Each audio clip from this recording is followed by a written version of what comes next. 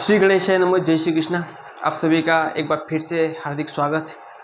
अभी एक 5 मिनट पहले ही मेरे एक परम मित्र विजय जी राठौर सर दड़ोली वाले उनका कॉल आया था। उन्होंने शुभकामनाएं व्यक्त की और साथ ही साथ हमेशा उनका मार्गदर्शन मिलता रहा है और इसी प्रकार से आगे भी उनका मार्गदर्शन मिलता रहे, यही मैं आशा करता हूँ।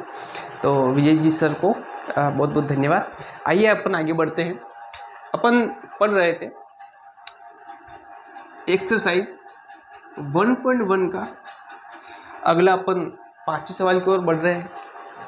5वां सवाल असल में जांच कीजिए, जांच करना है और साथ ही साथ अपने को ये कोई सवाल नहीं, ये एक प्रमेय है।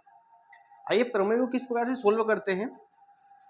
प्रमेय को सोल्व करने का मतलब ये होता है कि प्रमेय कोई सवाल नहीं है। प्रमेय एक यूँ समझिए कि जो बात अपने को पता है वो बात बस अपने को बतानी। जांच कीजिए कि क्या किसी प्राकृत संख्या, कोई भी प्राकृत संख्या हो सकती है, n के लिए संख्या n की पावर 6 की पावर n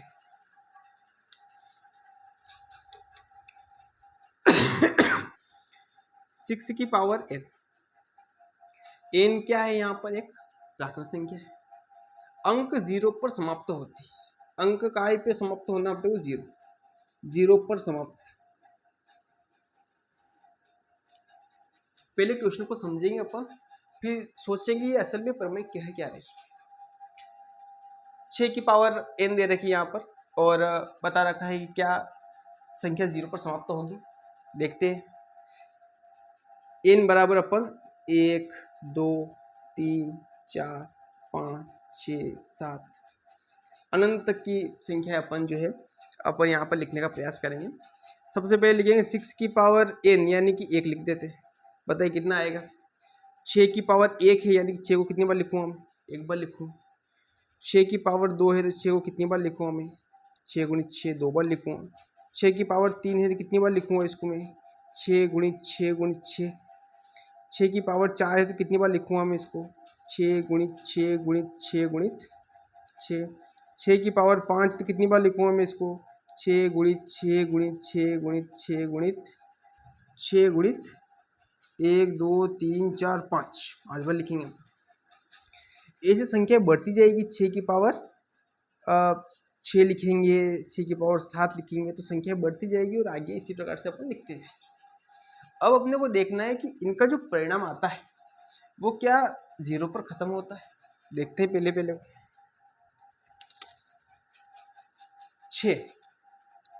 6 की घात 1 6, क्या परिणाम 0 पर खत्म हुआ, नहीं। 6 गुणित 6 6 6 36। 6 का 6 में, फिर 6 का 6 में करेंगे कितना आ जाएगा 216। और फिर 6 का 6 में और 6 का 6 में और 6 का 6 में करेंगे तो कितना आ जाएगा बताइए। छतरंग 36 छतरंग 36 36 में 36 का गुणा करेंगे कितना आ जाएगा, शायद 12 शून्य आएगा, 12 शून्य आ जाएगा। इसी प्रकार से संख्याएं जो है आगे चलती रहेगी और अपने को आखिरी का अक्षर देखना है कि समाप्त कहाँ पर हो रही है, क्या शून्य पर समाप्त हो रही है। तो भैया ना तो यहाँ पर शून्य पे समाप्त हो रही है, ना आगे आने वाली संख्याओं में शून्य पे समाप्त हो रही है। क्योंकि 6 का मल्टीप्लाई 6 में होगा और फिर वापस से कितने भी 6 आ जाएंगे तो कभी भी संख्या जो है वो 0 पर खत्म नहीं होगी। यहाँ तक बात समझ में आ रही कि नहीं। भैया वापस से देखिए सवाल को, जांच कीजिए कि क्या किसी प्राकृतिक संख्या n के लिए, किसी प्राकृतिक संख्या n के लिए, यानी n क्या है यहाँ, एक प्राकृतिक संख्या, ठीक है। और प्राकृतिक संख्या है तो अपन n को अपन क्या लिखेंगे, अपन 1 से लेकर अपन 100 200 300 400 जहाँ तक भी अपन संख्या को ले सके वहाँ तक लेना है अपने को। और 6 की पावर उतनी लगाते रहना, जैसे 6 की पावर 1 6 की पावर 2 6 की पावर 3 4 5 चलता रहेगा। और फिर देखेंगे क्या इनका गुणा करेंगे तो लास्ट की जो संख्या आ रही है वो शून्य आ रही है क्या। तो देखिए क्या आ रहा है, सब में 6 आ रहा है। बात समझ में आ रही, सब में 6 आएगा।